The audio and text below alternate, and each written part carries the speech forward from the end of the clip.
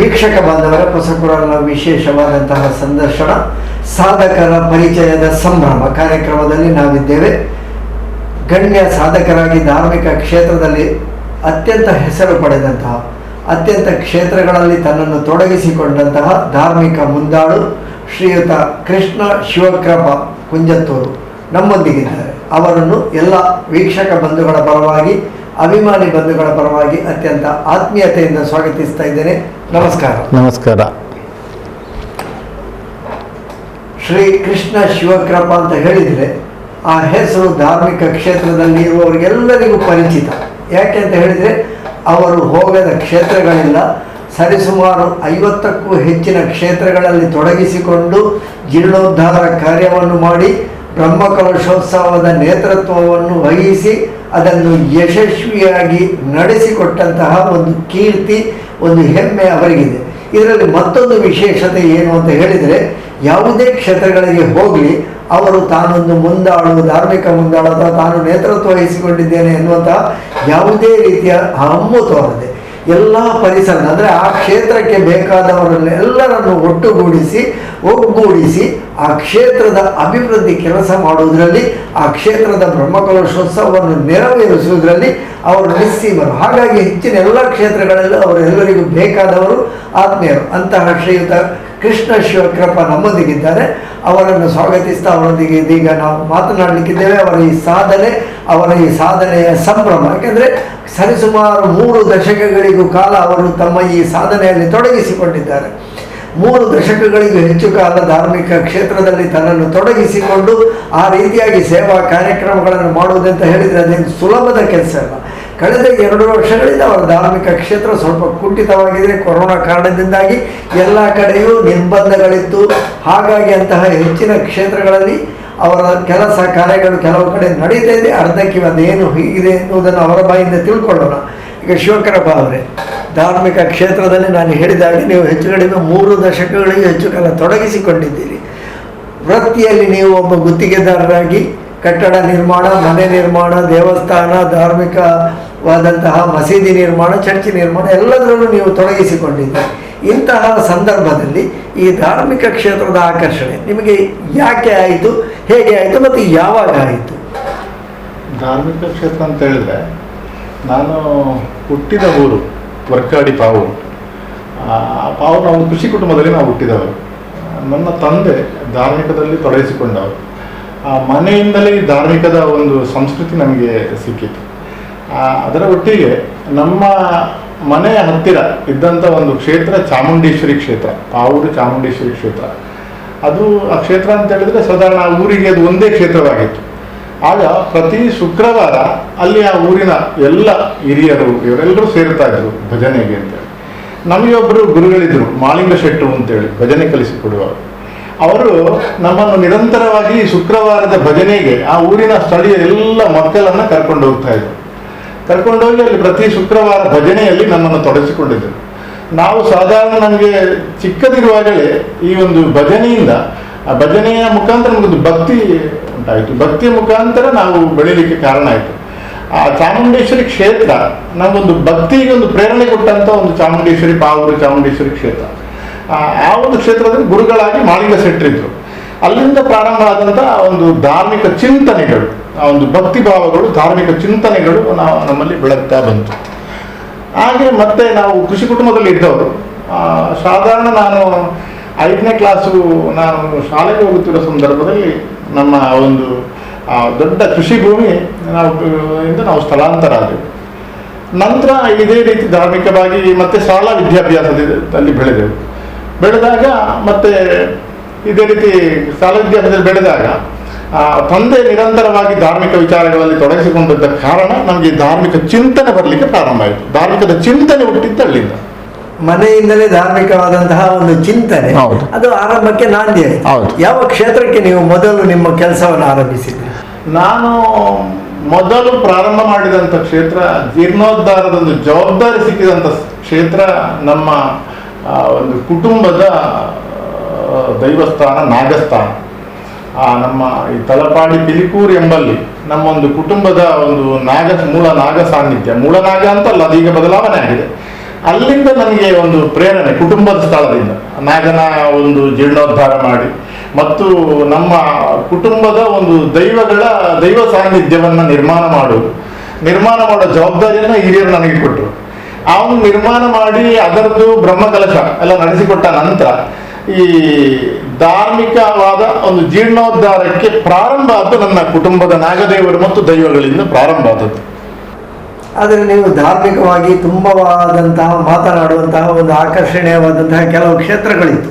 ಉದಾಹರಣೆಗೆ ನಾನು ನೋಡಿದ ಹಾಗೆ ನಮ್ಮ ಶ್ರೀ ಕ್ಷೇತ್ರ ಕೊಲ್ಯ ಪರಮ ಪೂಜ್ಯ ಸದ್ಗುರು ರಾಜಯೋಗಿ ಶ್ರೀ ಶ್ರೀ ಶ್ರೀ ರಮಾನಂದ ಸ್ವಾಮೀಜಿಯವರ ಆರಾಧನೆಯ ತಪೋಭೂಮಿಯ ಅವರ ವರ್ಚಸ್ಸಿನ ಕ್ಷೇತ್ರ. ಅಲ್ಲಿಯೂ ನೀವು ನಿಮ್ಮನ್ನು ಪರಿಚಯಿಸಿಕೊಂಡಿದ್ದೀರಿ, ಅಲ್ಲಿಯೂ ಅವರಿಗೆ ಬಹಳ ಸನಿಹದವರಾಗಿ ಸೇವೆಯನ್ನು ಮಾಡಿದ್ದೀರಿ. 1992 ನನಗೆ ಪರಮ ಪೂಜ್ಯ ಕೊಲ್ಯ ರಮಾನಂದ ಸ್ವಾಮೀಜಿಯವರ ಆ ಒಂದು ಸತ್ಸಂಗ ಪ್ರಾರಂಭದಲ್ಲಿ ಸಿಕ್ಕಿತು, ನನಗೆ ಪರಿಚಯ ಆದ 1992. ಆಗ ನನಗೆ ಈ ಮಠಾಧಿಪತಿಗಳು ಅಂತ ಹೇಳಿದ್ರೆ ನಾನು ಬಹಳ ಇಲ್ಲದಿದ್ರು ನಾನು ಇಷ್ಟಪಡ್ತಾ ಇದ್ದಂಥ ಒಂದು ವಿಚಾರ. 92 ನಾನು ಈ ಮಠಕ್ಕೆ ಒಂದು ಸಲ ಬಂದೆ. ಅಲ್ಲಿ ಒಂದು ಸಂದರ್ಶನದ ಸಮಯ ಅಂತ ಇತ್ತು, ಪ್ರತಿ ಸಂಜೆ ಸಂದರ್ಶನ ಸಮಯ ಇತ್ತು. ಸಂದರ್ಶನ ಸಮಯಕ್ಕೆ ನಾನು ಬಂದದ್ದು, ಮೊದಲಿಗೆ ನಾನು ಬಂದದ್ದು ಪೂಜ್ಯ ಸ್ವಾಮೀಜಿಯವರನ್ನ ಉದಯವಾಣಿ ಪತ್ರಿಕೆಯಲ್ಲಿ ನಾನು ಅವರ ಒಂದು ಪುಟವನ್ನು ನೋಡಿದ ಕೆಲವು ವಿಚಾರಗಳನ್ನು ಓದಿದೆ. ಆಗ ನಾನು ಮಠಕ್ಕೆ ಬಂದು ಶ್ರೀಗಳು ನನಗೆ ಪ್ರಸಾದವನ್ನ ಕೊಟ್ಟರು. ಅಂದ್ರೆ ನಾನು ಮಾಡುತ್ತಿದ್ದಂಥ ಉದ್ಯೋಗಕ್ಕೆ ನನಗೆ ಪ್ರಸಾದ ಕೊಟ್ಟರು. ನಾನು ಅದಕ್ಕಾಗಿ ಬಂದದ್ದು, ನಾನು ಮಾಡಿದ ಉದ್ಯೋಗದಲ್ಲಿ ವಿಚಾರದಲ್ಲಿ ಕೇಳಲಿಕ್ಕೆ. ನಾನೊಬ್ಬ ಕಟ್ಟಡ ನಿರ್ಮಾಣ ಕಾರಣ. ಅಲ್ಲಿಂದ ನಮ್ದು ಪ್ರಾರಂಭ ಆಯಿತು.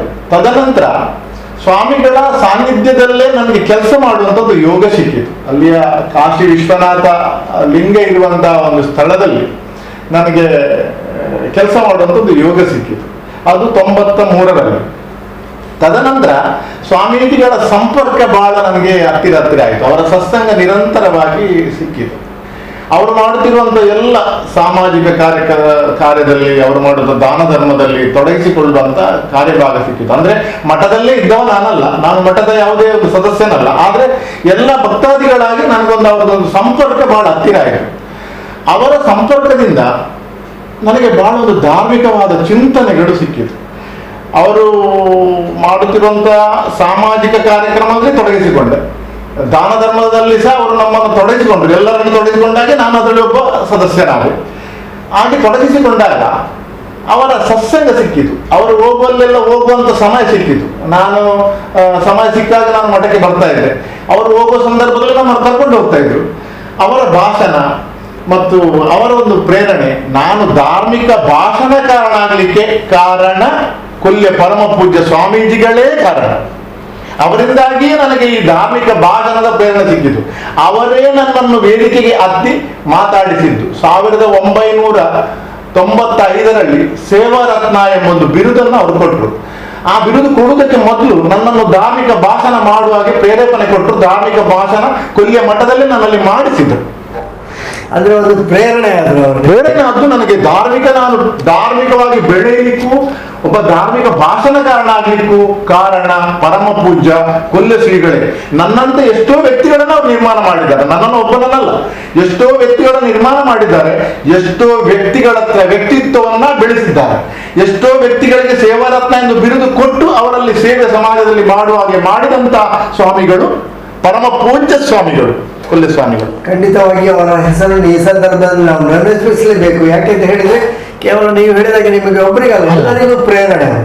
ಯಾರು ಯಾವುದೇ ಸಂದರ್ಭದಲ್ಲಿ ಹೋದರೂ ಆ ಸಂದರ್ಭಕ್ಕೆ ಅನುಗುಣವಾಗಿ ಅವರಿಗೆ ಪ್ರೇರಣೆ ಕೊಟ್ಟು ಅವರನ್ನು ಪ್ರೋತ್ಸಾಹಿಸಿ ಅವರು ಸದಾ ಒಂದಲ್ಲ ಒಂದು ರೀತಿಯಲ್ಲಿ ಕ್ರಿಯಾಶೀಲರಾಗುವ ಹಾಗೆ ಅವರನ್ನು ಅವರು ಉತ್ಸಾಹ ಕೊಡ್ತಾ ಇದ್ರು, ಪ್ರೇರೇಪಿಸ್ತಾ ಇದ್ರು, ಆಶೀರ್ವದಿಸ್ತಾ ಇದ್ರು. ಖಂಡಿತವಾಗಿ ಅವರೊಂದು ಅದ್ಭುತ ಚೇತನ ಶೇಖರ ಅವರ ಈ ನೆನಪು ನಮಗೆ ಯಾವಾಗಲೂ ಇರಲಿ ಅಂತ ಹೇಳಿಕೊಳ್ತಾ, ಇದೀಗ ನೀವು ಕಟ್ಟಡ ನಿರ್ಮಾಣ ಒಂದು ರೀತಿಯ ನಿಮ್ಮ ವೃತ್ತಿ ಅದು. ಅಲ್ಲಿಂದ ಧಾರ್ಮಿಕ ಕ್ಷೇತ್ರದ ನಿರ್ಮಾಣದಲ್ಲಿ ನೀವು ತೊಡಗಿಸಿಕೊಂಡ್ರಿ. ಇದರಲ್ಲಿ ಹೇಗೆ ನೀವು ಬೆಳೆದ್ರಿ? ಅಂದರೆ ಯಾವೆಲ್ಲ ಕ್ಷೇತ್ರಗಳಲ್ಲಿ ನಿಮಗೆ ಅವಕಾಶ ಸಿಕ್ಕಿತ್ತು ಜೀರ್ಣೋದ್ಧಾರಕ್ಕೆ? ಈಗ ಇದಕ್ಕೂ ನಾನು ಹೇಳುದಿದ್ರೆ, ಈ ನನ್ನನ್ನು ಜನಗಳು ಧಾರ್ಮಿಕ ಜೀರ್ಣೋದ್ಧಾರದ ಅಧ್ಯಕ್ಷನಾಗಿ ಮತ್ತು ಬ್ರಹ್ಮಕಲಶೋತ್ಸವ ನಡೆಸಿಕೊಡ್ಲಿಕ್ಕೆ ಜನಗಳು ನನ್ನನ್ನು ಕರೀಲಿಕ್ಕೆ ಕಾರಣ ಕುಲಶ್ರೀಗಳಂತ ಹೇಳ್ತೇನೆ ನಾನು. ಯಾಕೆಂತ ಹೇಳಿದ್ರೆ, ಕೊಲ್ಲಿಯ ಮಠದಲ್ಲಿ ನಾನು ತೊಡಗಿಸಿಕೊಂಡಿದ್ದಾಗ ಜನಗಳು ನನ್ನನ್ನು ಬಹಳವಾಗಿ ಗುರುತಿಸಿಕೊಂಡರು. ಕೊಲ್ಲಿಯ ಮಠದಲ್ಲಿ ನಾನು ಇನ್ನೊಮ್ಮೆ ಮಾತ್ರ ಹೇಳ್ತೇನೆ, ಕೊಲ್ಲಿಯ ಮಠದ ಯಾವುದೇ ಒಂದು ಪದಾಧಿಕಾರಿಯಾಗಿ ನಾನು ತೊಡಗಿಸಿಕೊಳ್ಳಿಲ್ಲ. ಕೊಲ್ಲಿಯ ಮಠದಲ್ಲಿ ಪರಮ ಪೂಜ್ಯ ಸ್ವಾಮಿಯ ಭಕ್ತನಾಗಿ, ಪರಮ ಪೂಜ್ಯ ಸ್ವಾಮೀಜಿ ಒಂದು ಸತ್ಸಂಗದ ಬಹಳ ಒಂದು ಹತ್ತಿರದ ಭಕ್ತನಾಗಿ ನಾನು ತೊಡಗಿಸಿಕೊಂಡಾಗ ನನ್ನ ಒಂದು ಚುರುಕುತನವನ್ನ ನೋಡಿ ಪರಮ ಪೂಜ್ಯ ಸ್ವಾಮೀಜಿಗಳು ಹಲವಾರು ಕಡೆ ನನ್ನನ್ನು ಕಳಿಸಿ ನನ್ನನ್ನು ಈ ಜೀರ್ಣೋದ್ಧಾರದ ಬಗ್ಗೆ ಇದರ ಬಗ್ಗೆ ನನಗೆ ಈ ಮೀಟಿಂಗ್ ಸಭೆ ಕಾರ್ಯಕ್ರಮಕ್ಕೆ ನನ್ನ ಕಳಿಸಿದ್ದುಂಟು. ಅಲ್ಲಿಂದಲೇ ನಾನು ಸಾಧಾರಣ 1995 ಪ್ರಾರಂಭ ಆಗಿದೆ ನನ್ನ ಜೀರ್ಣೋದ್ಧಾರದ ಜವಾಬ್ದಾರಿತನ. ಆ ಜವಾಬ್ದಾರಿತನದಿಂದ ನಾನು ಹಲವಾರು ಒಂದೊಂದೇ ಕ್ಷೇತ್ರಗಳನ್ನು ಮಾಡುವಾಗ ಎಲ್ಲಿ ಪ್ರಾರಂಭ ಮಾಡಿದೆ ಅಂತ ನನಗೆ ನೆನಪಿಲ್ಲ, ಎಲ್ಲಿ ನನ್ನ ಕ್ಷೇತ್ರ ಪ್ರಾರಂಭ ಆಗಿದೆ ಅಂತ ನೆನಪಿಲ್ಲ.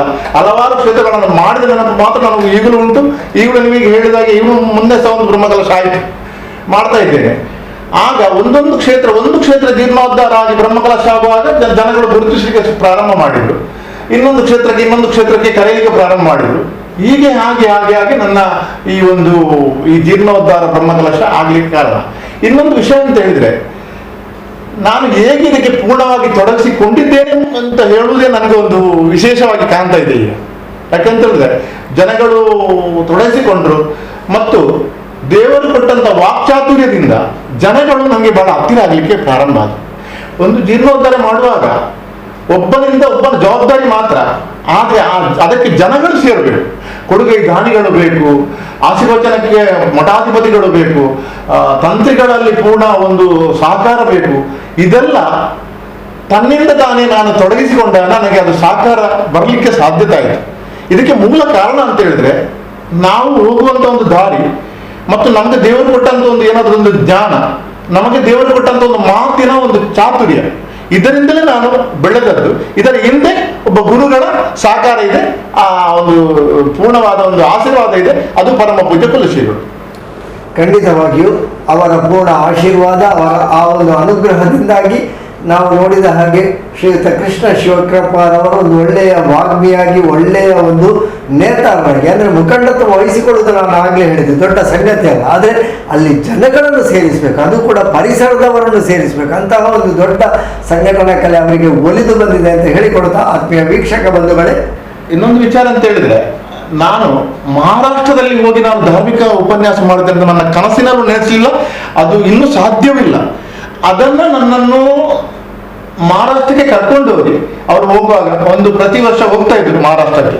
ಒಂದು ತಿಂಗಳಲ್ಲಿ ಅಲ್ಲಿ ಭಕ್ತಾದಿಗಳಿಗೆ ಅಲ್ಲಿ ಸತ್ಸಂಗಕ್ಕೆ ಹೋಗ್ತಾ ಇದ್ರು. ಆ ಸಂದರ್ಭದಲ್ಲಿ ಮಹಾರಾಷ್ಟ್ರದ ಸಾಕಿನಾಕದಲ್ಲಿ ನನ್ನನ್ನು ಧಾರ್ಮಿಕವಾಗಿ 20 ನಿಮಿಷ ಭಾಷಣಕಾರನಾಗಿ ಮಾಡಿ ಅಲ್ಲಿ ನನಗೆ ಧರ್ಮಶ್ರೀ ಎಂಬ ಬಿರುದು ಉಪಾಧಿಯನ್ನ ಕೊಡಿಸಿದವರು ಪರಮ ಪೂಜ್ಯ ಶ್ರೀಗಳು. ನೀವು ಕೇಳಿದ್ದಕ್ಕೆ ಅಂದ್ರೆ ಧಾರ್ಮಿಕ ಉಪನ್ಯಾಸ ಮಹಾರಾಷ್ಟ್ರದಲ್ಲಿ ಸಹ ನನ್ನ ಕೈಯಲ್ಲಿ ಮಾಡಿಸಿದ್ದಾರೆ. ಆತ್ಮೀಯ ವೀಕ್ಷಕ ಬಾಂಧವರೇ, ಸಾಧಕರ ಪರಿಚಯದ ಸಂಭ್ರಮ ಕಾರ್ಯಕ್ರಮದಲ್ಲಿ ನಾವಿದ್ದೇವೆ. ನಮ್ಮೊಂದಿಗೆ ಇದರ ಶ್ರೀಯುತ ಕೃಷ್ಣ ಶಿವಕೃಪಾ ಕುಂಜತೂರು, ಧಾರ್ಮಿಕ ಮುಂದಾಳುವಾಗಿ ಅದೆಷ್ಟೋ ಕ್ಷೇತ್ರಗಳಿಗೆನ್ನು ಮುನ್ನಡೆಸಿದವರು, ನೇತೃತ್ವ ವಹಿಸಿ ಜೀರ್ಣೋದ್ಧಾರ ಬ್ರಹ್ಮಕಲಶೋತ್ಸವವನ್ನು ಮಾಡಿದವರು. ನಮ್ಮ ಹತ್ತಿರದ ಶ್ರೀ ಕ್ಷೇತ್ರ ಕೊಲ್ಯದಲ್ಲಿ ಪರಮ ಪೂಜ್ಯ ಸದ್ಗುರು ರಾಜಯೋಗಿ ಶ್ರೀ ಶ್ರೀ ಶ್ರೀ ರಮಾನಂದ ಸ್ವಾಮೀಜಿಯವರ ಒಡನಾಟದಿಂದ, ಅವರ ಆ ಒಂದು ಹತ್ತಿರದ ಸತ್ಸಂಗದಿಂದ ಬೆಳೆದವರು ಎನ್ನುವಂತಹ ಮಾತನ್ನು ಅವರು ಹೇಳಿದ್ದಾರೆ. ಇದೀಗ ಕೃಷ್ಣ ಶಿವಕೃಪರವರೇ, ನೀವು ಬಹಳಷ್ಟು ನಾನು ಕೇಳಿದ ಹಾಗೆ 50ಕ್ಕೂ ಹೆಚ್ಚು ಜೀರ್ಣೋದ್ಧಾರ, ಅದರಲ್ಲಿ ಹೆಚ್ಚಿನ ಕಡೆಗಳಲ್ಲಿ ನಾನು ಇದ್ದೆ ಅಂತ ಹೇಳಿಕೊಳ್ಳಿಕ್ಕೆ ನನಗೂ ಹೆಮ್ಮೆ ಆಗ್ತದೆ. ಯಾಕೆಂತ ಹೇಳಿದ್ರೆ ಅದೊಂದು ನನಗೂ ಒಂದು ಭಾಗ್ಯ, ನಿಮ್ಮಂತಹವರ ಜೊತೆ ಸೇರಿಕೊಂಡು ನಿಮ್ಮಂತಹ ಜೀರ್ಣೋದ್ಧಾರದ ಕಾರ್ಯಗಳಲ್ಲಾಗಲಿ ಬ್ರಹ್ಮಕಲಶೋತ್ಸವದಲ್ಲಾಗಲಿ ಸೇರಿಕೊಳ್ಳುವುದರಲ್ಲಿ ಕಾರ್ಯಕ್ರಮ ತುಂಬಾ ಕಡೆ ಇದ್ದಿದ್ದೀರಿ, ಕೊಟ್ಟಿದ್ದೀರಿ. ಅಂತಹ ಅವಕಾಶಗಳು ಸದಾ ನಮಗೆ ಸ್ಮರಣೀಯ ಅಂತ ಹೇಳಿಕೊಳ್ಳುತ್ತಾ, ನಮ್ಮ ಬೆಳವಣಿಗೆಗೂ ಅದು ಕಾರಣವಾಯಿತು ಅಂತ ಹೇಳಿಕೊಳ್ಳುತ್ತಾ, ಇದೀಗ ನೀವು ಇತ್ತೀಚೆಗೆ ಅಂದರೆ ಈಗ 2 ವರ್ಷದಿಂದ ಕೊರೋನಾ ಕಠಿಣ ದಿನಗಳು, ಅಂತಹ ಸಂದರ್ಭದಲ್ಲಿ ಯಾವುದಾದ್ರೂ ಹೊಸ ಕ್ಷೇತ್ರದ ಜೀರ್ಣೋದ್ಧಾರ ಕಾರ್ಯಕ್ಕೆ ಕೈ ಹಾಕಿದ್ದೀರಾ? ಈಗಾಗಲೇ ಕೊರೋನಾ ಬರುವುದಕ್ಕೆ ಮೊದಲು ನಾವೊಂದು ಕ್ಷೇತ್ರ, ಒಂದು ದೈವಸ್ಥಾನ ಮತ್ತು ಒಂದು ಸಾರ್ವಜನಿಕ ನಾಗ ಸಾನ್ನಿಧ್ಯದ ಸಂಕಲ್ಪ ನಾವು ಮಾಡಿದ್ದೆವು. ಆದರೆ ಕೊರೋನಾ ಕಾಲದಲ್ಲಿ ಅದು ಸ್ವಲ್ಪ ತಡೆ ಆಯಿತು. ಈಗಾಗಲೇ ಮೊನ್ನೆ ಮೇ 17 ತಾರೀಕಿನಿಂದ 21 ತಾರೀಕಿನವರೆಗೆ ಒಂದು ಬ್ರಹ್ಮಕಲಶೋತ್ಸವ ನಡೆಯಿತು. ಒಂದು ಸಾರ್ವಜನಿಕ ನಾಗರಾಜ ನಾಗಕನ್ನಿಕ ಸಾನ್ನಿಧ್ಯ ಮತ್ತು ಒಂದು ಮಹಾಕಾಳಿ ಮೂಲ ಭಂಡಾರ ಸ್ಥಾನದ ಒಂದು ಬ್ರಹ್ಮಕಲಶೋತ್ಸವ ಬಹಳ ಚಂದದಲ್ಲಿ ಒಳ್ಳೆ ವಿಜೃಂಭಣೆಯಲ್ಲಿ ಅದು ಜರುಗಿತು. ಅದು ಒಂದು ತೃಪ್ತಿಕರವಾದಂಥ ವಾತಾವರಣ. ಇನ್ನು ನಂತರ ಈಗ ನಾವು ಯಾವುದೇ ಒಂದು ಆಲೋಚನೆಯನ್ನು ಮಾಡಲಿಲ್ಲ. ಒಂದು ಕ್ಷೇತ್ರ ಈಗ ಕರೀತಾ ಇದ್ದಾರೆ, ಪೆರಿಯಪ್ಪಾಡಿ ಎಂಬಲ್ಲಿ ಒಂದು ಶಾಸ್ತೇಶ್ವರ ದೇವಸ್ಥಾನ ಒಂದು ಆಗ್ಲಿಕ್ಕಿದೆ. ಒಂದು 3 ವರ್ಷದಿಂದ ಮೊದಲೇ ಕರೀತಿದ್ದಾರೆ, ಈಗಾಗಲೇ ನಾವು ಹೋಗಿಲ್ಲ ಇದುವರೆಗೆ. ಇನ್ನು ಆಲೋಚನೆ ಮಾಡಬೇಕು, ಏನು ಅಂತ ಹೇಳೋದ್ರ ಬಗ್ಗೆ ಇನ್ನು ಚಿಂತನೆ ಮಾಡಬೇಕು. ತುಂಬ ಇನ್ನು ಮುಂದುವರಿದು ಹೋಗುವಂತ ಒಂದು ಪರಿಸ್ಥಿತಿಯಲ್ಲಿ ಇಲ್ಲ, ಆದರೂ ಮುಂದಿನ ಆಲೋಚನೆ ಮಾಡ್ತಾ ಇದ್ದೇನೆ. ಕೊರೋನಾದಿಂದಾಗಿ ಆ ಕಾಲಘಟ್ಟದಿಂದಾಗಿ ನಮಗೆಲ್ಲರಿಗೂ ಅಡಚಣೆ ಆಗಿದೆ, ನಮ್ಮ ವೃತ್ತಿ ಬದುಕಿನಲ್ಲೂ ಏರುಪೇರುಗಳಾಗಿವೆ ಮತ್ತು ನಮ್ಮ ವಯೋಸಹಜವಾದಂತಹ ಧರ್ಮ ನಮ್ಮನ್ನೆಲ್ಲ ಕಡೆಗೆ ಹುರುಪಿನಲ್ಲಿ ಹೋಗಲಿಕ್ಕೆ ಈಗ ಮೊದಲಿನ ಹಾಗೆ ಆಗುವುದಿಲ್ಲ, ಸಹಜವೇ. ಆದರೂ ಒಮ್ಮೆ ಕೈ ಹಾಕಿದ ಕೆಲಸವನ್ನು ನೀವು ಪೂರ್ತಿ ಮಾಡ್ತೀರಿ, ಏನಾದರೂ ಮಾಡಿ ಅದನ್ನು ಪೂರೈಸ್ತೀರಿ ಎನ್ನುವಂತಹ ಒಂದು ಮಾತು ಅದು ನಿಮ್ಮವರಿಂದ, ನೀವು ಹೋದ ಕ್ಷೇತ್ರಗಳಿಂದ ನಾನೆಲ್ಲ ಕೇಳಿದೆ. ಯಾಕೆಂದರೆ ಹೆಚ್ಚಿನ ಪ್ರತಿಶತ ಕ್ಷೇತ್ರದಲ್ಲಿ ನಾನು ನಿಮ್ಮೊಟ್ಟಿಗಿದ್ದೆ ಅನ್ನೋದನ್ನು ನಾನು ಆಗಲೇ ಹೇಳಿದೆ. ಆ ಮಾತನ್ನು ನಾನು ಕೇಳಿದ್ದೇನೆ. ಅಲ್ಲಿ ಅವರೆಲ್ಲರೂ ನಿಮ್ಮನ್ನು ಸೇರಿ ಆ ರೀತಿರೆಟ್ಟೆಗಳ ಮೇಲೆ ಇದು ಪೊರ್ಲುಡಾಡು 6 ಬತ್ತಿನೇರದಾತ್ರೆಗಳ ದೇವಸ್ಥಾನ ಇದು ಪೊರ್ಲಾಡು, ಇದು ಸಹಜವಾದಂತಹ ಮಾತು. ಅವರು ಹೃದಯದ ಅಂತರಾಳದಿಂದ ಹೇಳುವಂತಹ ಮಾತುಗಳು. ಅದೇನು ಕೇವಲ ತೋರಿಕೆಗಾಗಿ, ಹೊಗಳಿಕೆಗಾಗಿ ಅಥವಾ ನಿಮ್ಮನ್ನು ಒಮ್ಮೆಗೆ ನಮ್ಮವರನ್ನಾಗಿ ಮಾಡಿಕೊಳ್ಬೇಕಂತ ಹೇಳುವ ಮಾತುಗಳಲ್ಲ.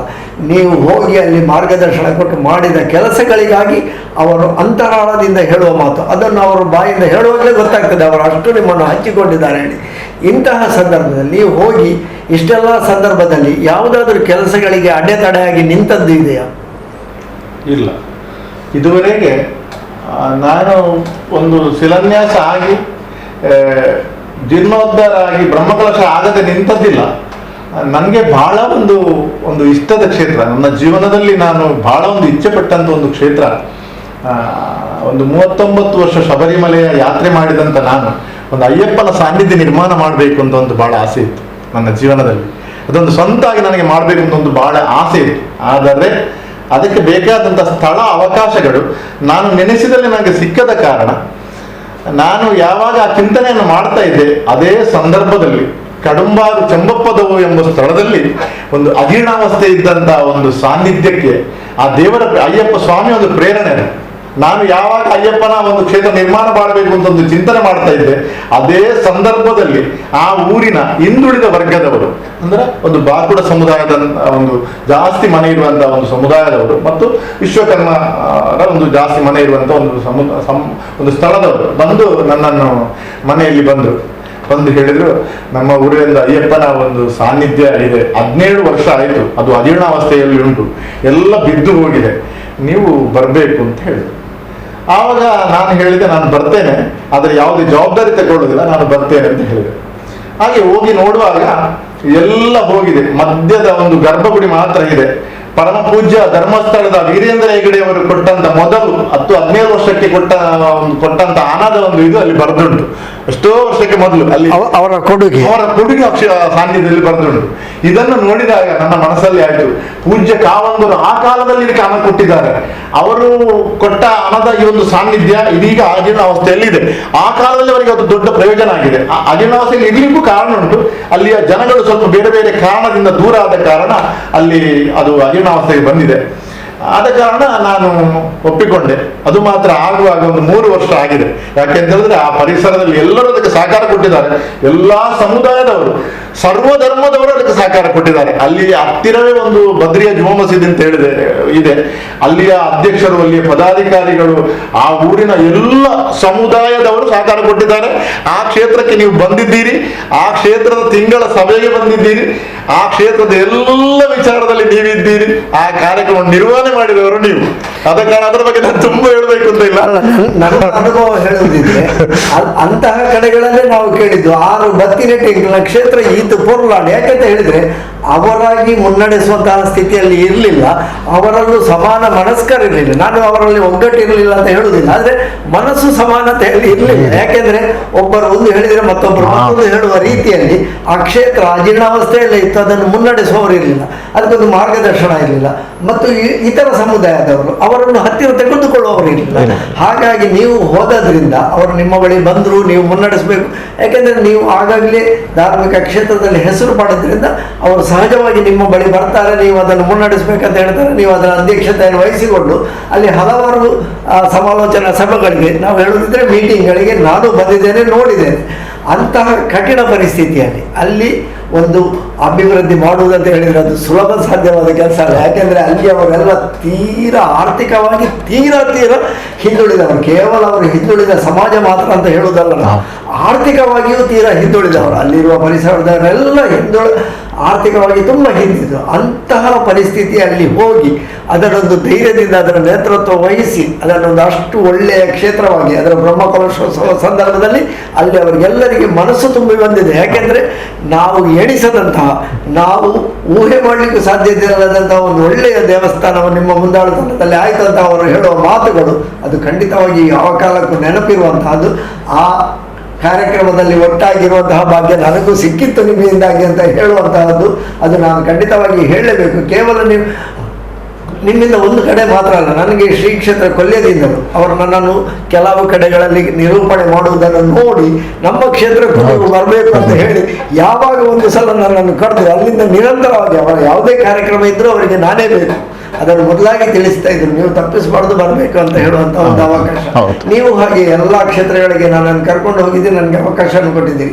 ಆ ಚೆಂಬ ಪದವಿನ ಶ್ರೀ ಅಯ್ಯಪ್ಪ ಸ್ವಾಮಿ ದೇವಸ್ಥಾನದ ಖಂಡಿತವಾಗಿ ನೆನಪಿಸುವಂತಹ ದೇವಸ್ಥಾನ ಇದು ಅಲ್ಲದೆ ನಿಮಗೆ ಬೇರೆ ಯಾವುದು? ನೀವು ಅಲ್ಲಿ ಅದೇ ರೀತಿಯ ಒಂದು ಮಹಾಕಾಳಿ ದೇವಸ್ಥಾನವನ್ನು ಜೀರ್ಣೋದ್ಧಾರ ಮಾಡಿದ್ದೀರಿ, ಬೇರೆ ಬೇರೆ ಕಡೆಗೆ ಹೋಗಿದ್ದೀರಿ. ನನ್ನ ಮನೆಯ ಹತ್ತಿರ ಹಲವಾರು ವರ್ಷಗಳಿಂದ ಅಜೀರ್ಣಾವಸ್ಥೆಯಲ್ಲಿದ್ದಂದು 500 ವರ್ಷ ಅಜೀರ್ಣಾವಸ್ಥೆಯಲ್ಲಿದ್ದ ಉಳ್ಳಾಲ್ದಿ ಮೈಸಂದಾಯ ಪರಿವಾರ ದೈವಗಳ ಸಾನ್ನಿಧ್ಯ, ಅದರ ಅಧ್ಯಕ್ಷನಾಗಿ ನಾನು ಇರಲಿಲ್ಲ. ಆದರೆ ಅದಕ್ಕೊಂದು ಜೀರ್ಣೋದ್ಧಾರಕ್ಕೆ ಒಂದು ಪೂರ್ಣವಾಗಿ ತೊಡಗಿಸಿಕೊಂಡು, ಪೂರ್ಣವಾಗಿ ಸಹಕಾರ ಕೊಟ್ಟು, ಅದರ ಪೂರ್ತಿ ಒಂದು ಕೆಲಸದಲ್ಲಿ ತೊಡಗಿಸಿಕೊಂಡು ಎಲ್ಲ ಊರಿನವರು, ಅಲ್ಲಿ ಆ ದೇವಸ್ಥಾನದವರು ಎಲ್ಲ ಒಂದು ಒಟ್ಟಿಗೆ ಇದ್ದು ಒಂದು ಮಾಡಿದಂಥ ಒಂದು ಕ್ಷೇತ್ರ ಅದು. ಇನ್ನೊಂದು ನಿಮ್ಗೆ ಗೊತ್ತಿರಬೇಕು, ನಮ್ಮ 500 ವರ್ಷಗಳಿಂದಲೂ ಅಜೀರ್ಣಾವಸ್ಥೆ ಇದ್ದ ಬಯಲು ಹಾಳೆಯ ವನದುರ್ಗಾನಾಗ ಬ್ರಹ್ಮ ಕ್ಷೇತ್ರ ಅಲ್ಲಿಗೂ 5 ದಿವಸದ ಬ್ರಹ್ಮಕಲಶ ಆಗಿದೆ. 5 ದಿವಸ ಬ್ರಹ್ಮಕಲಶ ಆಗಿದೆ. ಪೂಜ್ಯ ಕಾವಂದರು ಅದಕ್ಕೆ ಒಂದು ಒಳ್ಳೆ ರೀತಿಯ ಒಂದು ಸಂಪತ್ತನ್ನು ಕೊಟ್ಟಿದ್ದಾರೆ. ಎಲ್ಲ ಧರ್ಮಸ್ಥಳದ ಗ್ರಾಮಾಭಿವೃದ್ಧಿ ಯೋಜನೆಯ ಆ ಊರಿನ ಎಲ್ಲ ಒಂದು ಒಕ್ಕೂಟಗಳು ಅದರಲ್ಲಿ ಭಾಗವಹಿಸಿ 5 ದಿವಸದ ಒಂದು ಬ್ರಹ್ಮಕಲಶ ಒಂದು ಹಳ್ಳಿ ಪ್ರದೇಶದಲ್ಲಿ ಆಗಿದೆ. ಸರ್ವ ಧರ್ಮದವರು ಅದಕ್ಕೆ ಆ ಊರಿನವರು ಸಹಕಾರ ಅದಕ್ಕೆ ಕೊಟ್ಟಿದ್ದಾರೆ. ಅದಕ್ಕೆ ಸ್ಥಳವನ್ನು ಕೊಟ್ಟವರು ಸಹ ಇನ್ನೊಂದು ಧರ್ಮದವರು. ಅದೊಂದು ಬ್ರಹ್ಮಕಲಶ, ಅದೊಂದು ನಮ್ಮ ಒಂದು ಯೋಗ ಭಾಗ್ಯ. ಅದರ ಎಲ್ಲ ಸಭೆಗೂ ಮೀಟಿಂಗಿಗೂ ನೀವು ಬರ್ತಾ ಇದ್ದೀರಿ, ಅದರ ಬ್ರಹ್ಮಕಲಶದಲ್ಲಿ ಭಾಗವಹಿಸಿದ್ದೀರಿ, ಎಲ್ಲ ಇದರಲ್ಲಿ ನೀವು ಬರ್ತಾ ಇದ್ದೀರಿ. ಆದ ಕಾರಣ ಅದು ಸಹ ಹಾಗೆ. ಅದು ಆ ಪರಿಸರದಲ್ಲಿ ಯಾರು ಒಂದು ರಾತ್ರಿಯ ಸಂದರ್ಭದಲ್ಲಿ ಒಂದು ಬೆಳಕು ಅಂದ್ರೆ ಮನೆಯಲ್ಲಿ ಒಂದು ದೀಪ ಲೈಟ್ ಹಾಕಿದ್ರೆ ಅಲ್ಲಿ ಲೈಟ್ ಉಳಿತಾ ಇರಲಿಲ್ಲ. ಬೇರೆ ಬೇರೆ ಹೊರದೇಶದ ಲೈಟ್ ಸಹ ಅಲ್ಲಿ ಉಪಯೋಗ ಮಾಡ್ತಾ ಇದ್ರು. ವನದುರ್ಗಾ ನಾಗಬ್ರಹ್ಮ ಕ್ಷೇತ್ರ ಅಲ್ಲಿ ಯಾರ ಮನೆಯಲ್ಲಿಯೂ ಅದು ಉಳಿತಾ ಇರಲಿಲ್ಲ. ಮತ್ತು ಅಲ್ಲಿ ಕೃಷಿಗಳು ಅಲ್ಲಿ ಆಗ್ತಾ ಇರಲಿಲ್ಲ. ಏನ್ ಹೇಳ್ತಾರೆ, ನಾವು ಬೆಳೆದ್ರೆ ಅದೇ ಮತ್ತೆ ಅದನ್ನು ಕೊಯ್ಯುವಾಗ ಅದಕ್ಕೆ ಬೆಳೆ ಸಿಗ್ತಾ ಇರಲಿಲ್ಲ, ಕೈಗೆ ಬರ್ತಾ ಇರಲಿಲ್ಲ, ನೀರು ಇರಲಿಲ್ಲ. ಆ ಒಂದು ಸಾನ್ನಿಧ್ಯ ಆದ ನಂತರ ಈಗ ಎಲ್ಲರಿಗೂ ಒಂದು ಕ್ಷೇಮ ಮತ್ತು ಎಲ್ಲ ಊರಿನ ಎಲ್ಲ ಪರಿಸರದಲ್ಲಿ ಅದರಲ್ಲಿ ಸೇರಿಕೊಂಡಿದ್ದಾರೆ. ಇಂಥ ಅನೇಕ ಕ್ಷೇತ್ರಗಳಿವೆ. ಈಗ ಒಂದೊಂದು ನೆನಪಾಗ ಮಾತ್ರ ನಾವು ಹೇಳ್ಬಹುದು, ಇಂಥ ಅನೇಕ ಕ್ಷೇತ್ರಗಳು ಇವೆ. ಖಂಡಿತವಾಗಿ ನೀವು ಹೇಳುವಾಗ ನನಗೂ ಎಲ್ಲ ಒಂದೊಂದು ಕ್ಷೇತ್ರ ನೆನಪಾಗ್ತದೆ. ಪ್ರತಿಯೊಂದು ಕ್ಷೇತ್ರಕ್ಕೂ ನಾನು ಬಂದಿದ್ದೇನೆ ಅಂತ ಹೇಳುವಂತಹ ಒಂದು ಹೆಮ್ಮೆ ಕೂಡ ಇದೆ. ನಿಮ್ಮ ಇಲ್ಲಿ ಹತ್ತಿರ ವಾಸುಕಿ ನಾಗಬ್ರಹ್ಮ ಚಿತ್ರಾಂಜಲಿ ನಗರ, ನಾನಲ್ಲಿಗೆ ಬಂದದ್ದು ಅದನ್ನು ನಿರ್ಮಾಣ ಮಾಡುವ ಕೆಲಸಕ್ಕಾಗಿ. ಬೆದ್ರಕ್ಕೆ ಶ್ರೀರಗಾನಂದರು ನನ್ನ ಹೆಸರು ಕೊಟ್ಟರು, ನಾನಲ್ಲಿ ನಿರ್ಮಾಣ ಮಾಡ್ಲಿಕ್ಕೆ ಬಂದೆ. ತದನಂತರ ಏನಾಗಿದೆ ನಿಮಗೆ ಗೊತ್ತುಂಟು, ಬ್ರಹ್ಮಕಲಶ ನಮ್ಮ ನೇತೃತ್ವದಲ್ಲಿ ಆಯ್ತು. ನೀವು ಪೂರ್ಣವಾಗಿ ತೊಡಗಿಸಿಕೊಂಡಿದ್ದೀರಿ. ಬಹಳ ವಿಜೃಂಭಣೆಯ ಒಂದು ವಾಸುಕಿ ನಾಗಬ್ರಹ್ಮ ಕ್ಷೇತ್ರ ಇಲ್ಲಿ ಸಹ ಆಗಿದೆ. ಇನ್ನೊಂದು ನೆನಪು ಮಾಡ್ತೇನೆ ನಾನು, ರಕ್ತೇಶ್ವರಿ ಬಳಗದ ಗೋಪುರ ನಿರ್ಮಾಣ, ಸಂಚಾಲಕನಾಗಿ ನಾನು ನಿರ್ಮಾಣ ಮಾಡುವಾಗ ನಮಗೆ ಅತ್ಯಂತ ಬೇಕಾದ ಕ್ಷೇತ್ರ. ಇನ್ನೊಂದು ನನಗೆ ಬಹಳ, ನಾನು ಅವರನ್ನು ಮರೆಯಬಾರದು, ಅವರು ನನ್ನನ್ನು ಗೌರವಿಸಿದ್ದಾರೆ ಅಂತ ಹೇಳಿಲ್ಲ. ನಮ್ಮನ್ನು ಬೀರಿ ಜಂಕ್ಷನ್ ನಿಂದ ನಾನು ಕೆದಿಲಾರಿ, ಇನ್ನು ಯಾರನ್ನೆಲ್ಲ ಗೊತ್ತಿಲ್ಲ, ನೆನಪಿಲ್ಲ ನನಗೆ. ಆ ಒಂದು ರಥೋತ್ಸವದಾಗಿ ಮಾಡಿ ನಮ್ಮನ್ನು ಶೋಭಾಯಾತ್ರೆಯಲ್ಲಿ ನಮ್ಮನ್ನು ಕರ್ಕೊಂಡು ಹೋಗಿ ಆ ಒಂದು ಬಾಸಿದ್ದಾರ ಬಯಲು ರಕ್ತೇಶ್ವರಿ ಬಳಗದವರು ನಮ್ಮನ್ನು ಬಹಳ ದೊಡ್ಡ ರೀತಿಯಲ್ಲಿ ಗೌರವಿಸಿದ್ದಾರೆ. ಆ ಒಂದು ರಕ್ತೇಶ್ವರಿ ದೈವಕ್ಕೆ ನೂತನವಾದಂತಹ ಬೆಳ್ಳಿಯ ಅಣಿ ಸಮರ್ಪಣೆ ಆ ಸಂದರ್ಭದಲ್ಲಿ ನಮ್ಮನ್ನು ಆ ಒಂದು ರೀತಿ ನಿಮ್ಮ ಈ ಕರ್ನಾಟಕದಲ್ಲಿ ಸಹ, ನಾನು ಕೇರಳದಲ್ಲಿ ಹುಟ್ಟಿದ್ರು, ಕರ್ನಾಟಕದಲ್ಲಿ ಜನಗಳು ಸಹ ನನ್ನನ್ನು ಈ ದಕ್ಷಿಣ ಕನ್ನಡ ಜಿಲ್ಲೆಯಲ್ಲಿ ಜನಗಳು ಬಹಳ ನನ್ನನ್ನು ಗುರುತಿಸಿದ್ದಾರೆ. ಆ ಒಂದು ಯೋಗ ಭಾಗ್ಯ ನಮಗೂ ಸಿಕ್ಕಿದೆ, ನಿಮಗೂ ಸಿಕ್ಕಿದೆ.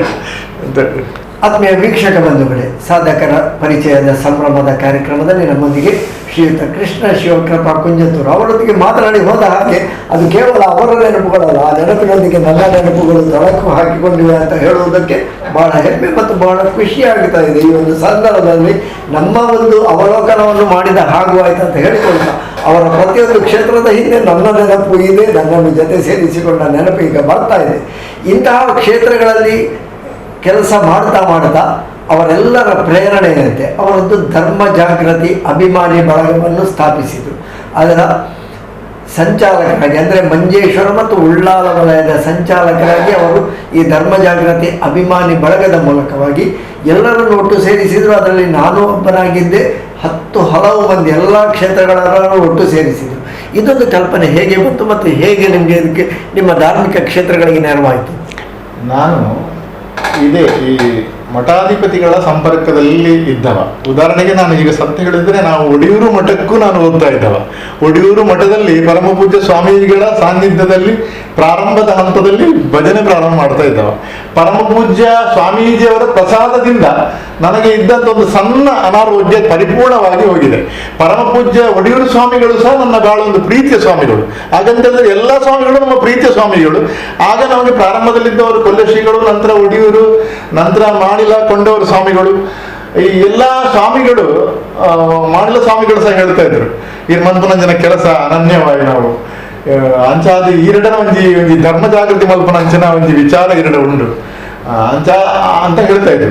ಆಗ ನನ್ನ ಮನಸ್ಸಲ್ಲೇ ಆಯ್ತು, ನಾನು ವನದುರ್ಗ ಕ್ಷೇತ್ರ ನಿರ್ಮಾಣ ಮಾಡುವಾಗ ಎಲ್ಲರೂ ಸೇರಿಕೊಂಡು ನಾವು ಮಾತಾಡ್ತಿದ್ರು, ಈ ಧರ್ಮ ಜಾಗೃತಿ ಒಂಜಿ ಸಮಿತಿ ಮಾಲ್ಪೋಡು ಅಂತೇಳಿ.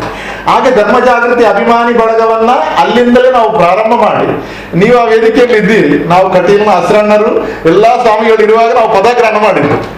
ಆ ಒಂದು ಕಾರ್ಯಕ್ರಮದಲ್ಲಿ ಗೊತ್ತಿಲ್ಲ ನನಗೆ, ಒಂದು 10 ವರ್ಷಕ್ಕೆ ಮೊದಲು ಆಗಿರ್ಬೇಕು, 10-12 ವರ್ಷ ಆಯ್ತು ಅಂತ. ಅದನ್ನು ಪದಾಗ್ರಹಣ ಮಾಡಿದ್ದು ಅದೇ ವನದುರ್ಗ ನಾಗಬ್ರಹ್ಮ ಸಾನ್ನಿಧ್ಯದಲ್ಲಿ ಪದಾಗ್ರಹಣ ಮಾಡಿದ್ರು. ಆಗ ಅನಂತ ಪದ್ಮನಾಭ ಬಸವಣ್ಣರಿದ್ರು, ಮಾಡಿದ ಶ್ರೀಗಳಿದ್ರು, ಕೊಂಡವ ಶ್ರೀಗಳಿದ್ರು ವೇದಿಕೆಯಲ್ಲಿ. ಅಲ್ಲಿಂದ ನಮ್ಗೆ ಅದು ತುಂಬಾ ವರ್ಷ, ಒಂದು 5-6-7 ವರ್ಷ ಬಹಳ ಪ್ರಯೋಜನ ಕೊಟ್ಟಿದೆ. ಯಾಕೆಂತ ಹೇಳಿದ್ರೆ ನನ್ನೊಟ್ಟಿಗೆ ಇದ್ದವರೆಲ್ಲ ಈ ಅಭಿಮಾನಿ ಬಳಗದ ಪರವಾಗಿ ಎಲ್ಲ ಕ್ಷೇತ್ರಗಳು ಬರ್ತಾ ಇದ್ರು. ಅವ್ರು ತೊಡಗಿಸಿಕೊಳ್ಳಿ ನನಗೆ ಬಹಳ, ನೀವೆಲ್ಲ ಬರ್ತಾ ಇದ್ದೀರಿ, ಎಲ್ಲರೂ ನಾವು ಒಟ್ಟಿಗೆ ಇದು ತೊಡಗಿಸಿಕೊಂಡದ್ದು. ಈ ಧರ್ಮ ಜಾಗೃತಿ ಅಭಿಮಾನಿ ಬಳಗ ಮಾಡಿದ್ರೆ ಬಹಳ ಒಂದು ಒಳ್ಳೆಯ ಒಂದು ವಿಷಯ ಸಿಕ್ಕಿದ್ದು. ಅಲ್ಲ, ನಾನು ನೋಡಿದ ಹಾಗೆ ನೀವು ಯಾವ ಕ್ಷೇತ್ರಕ್ಕೆ ಹೋದ್ರು ನಿಮ್ಮ ಆ ಒಂದು ಧರ್ಮ ಜಾಗೃತಿಯ ಬಳಗದವರು ಒಟ್ಟಿಗೆ ಇರ್ತಾ ಇದ್ರು. ನಮ್ಮ ಶಿವಕೃಪನವರು ಮಾಡುವಂತ ಕ್ಷೇತ್ರ ಅವರ ಕೆಲಸದಲ್ಲಿ ನಾವು ಒಟ್ಟಿಗೆ ಇದ್ದೇವೆ ಅಂತ ಒಂದು ರೀತಿಯಲ್ಲಿ ಎಲ್ಲರಿಗೂ ಒಂದು ಅದರಲ್ಲಿ ಸಂತೋಷ ಇತ್ತು. ಧರ್ಮದ ಆ ಒಂದು ಧಾರ್ಮಿಕ ಅಭಿವೃದ್ಧಿಯ ಜೀರ್ಣೋದ್ಧಾರ ಕೆಲಸದಲ್ಲಿ ನಮಗೂ ಒಂದು ಪುಣ್ಯ ಬರ್ತದೆ. ಆ ರೀತಿಯಲ್ಲಿ ಅವರು ತೊಡಗಿಸಿಕೊಳ್ತಾ ಇದ್ರು. ಅದರ ಒಟ್ಟಿಗೆ ಈ ಧರ್ಮ ಜಾಗೃತಿಯಲ್ಲಿ ಕೇವಲ ಧಾರ್ಮಿಕ ಮಾತ್ರ ಅಲ್ಲ, ಹಲವಾರು ಮಕ್ಕಳಿಗೆ ಹಲವಾರು ಅನಾರೋಗ್ಯಕ್ಕೆ ಇಂದ ಎಳೆಮರೆಗೆ ಅಂತ ಹೇಳ್ತೇವೆ, ಯಾವುದೇ ಪ್ರಚಾರ ಇಲ್ಲದೆ ಸಾಕಾರ ಮಾಡಲಿಕ್ಕೆ ಅದು ಬಹಳ ಒಂದು ನಮಗೊಂದು ಸಾಕಾರ ಆಗಿತ್ತು ಆ ಒಂದು ಸಂಸ್ಥೆ.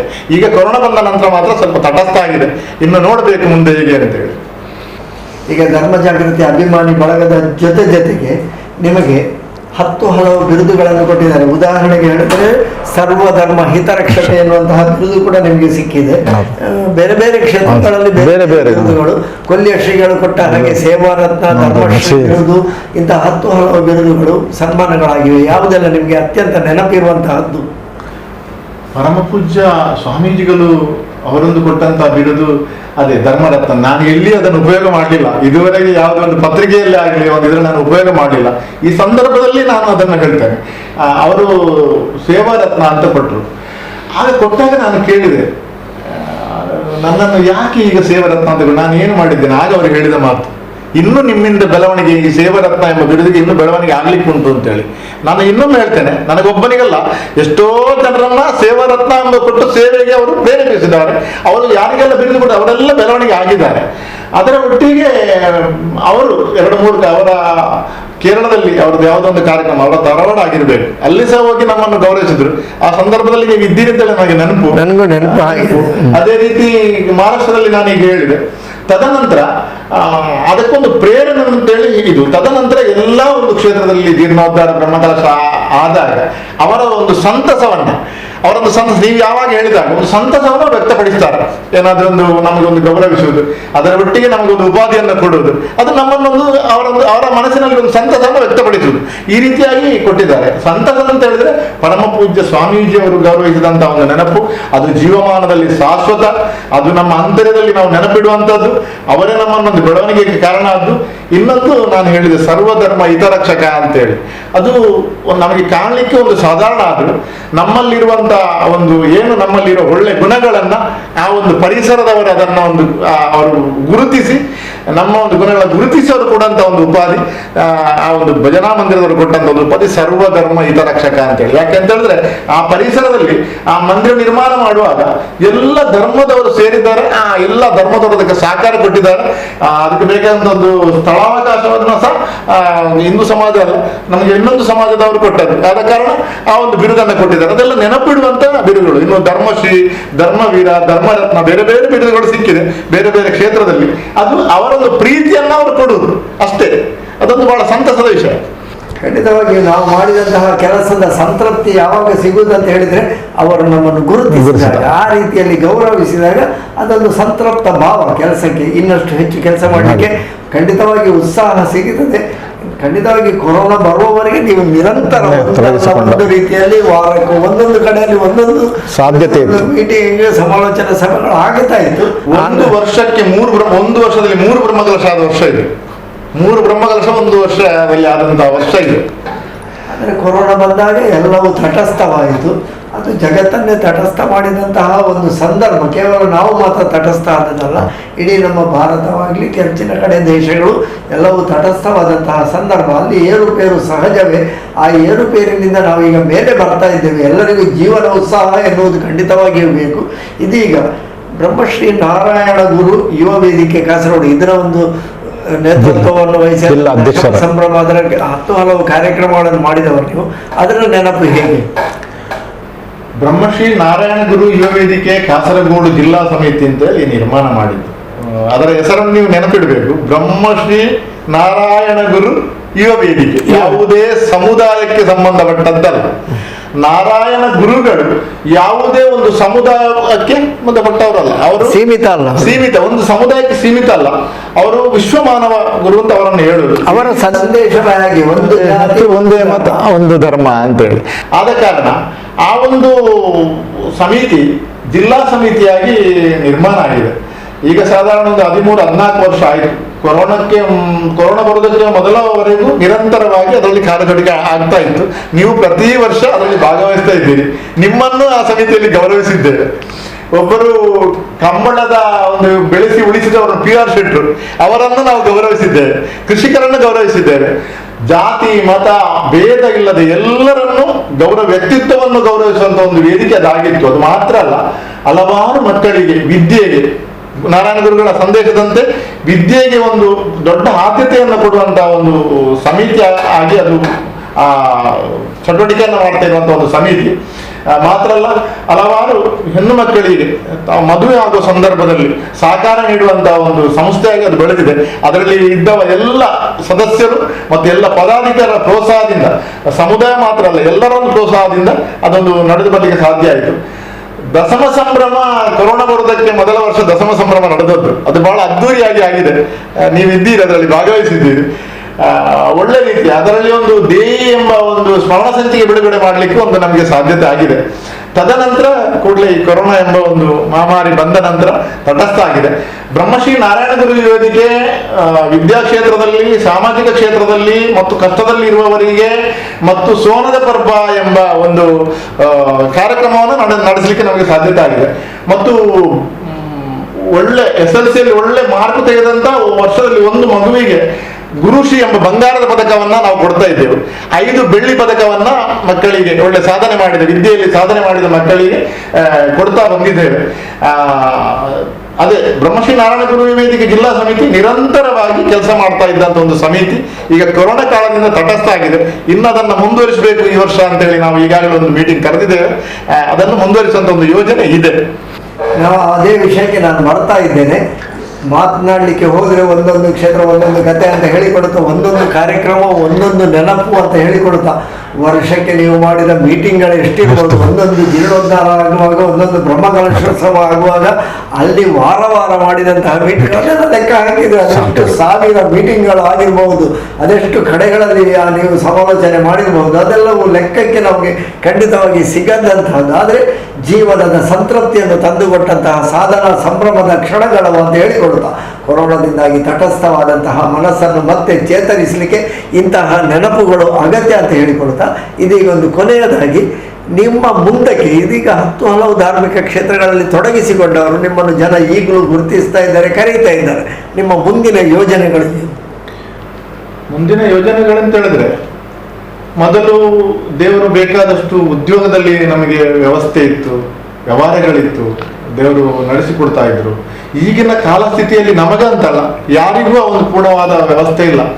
ಆದರೆ ನಾವು ನಿಲ್ಲಿಸುವುದು ಅಂತ ಹೇಳುವಾಗ ಜನಗಳು ಹೇಳ್ತಾರೆ, ಕೃಷ್ಣನ ಹಾಗೆ ಹೇಳ್ಬಾರದು ಅಂತೇಳಿ.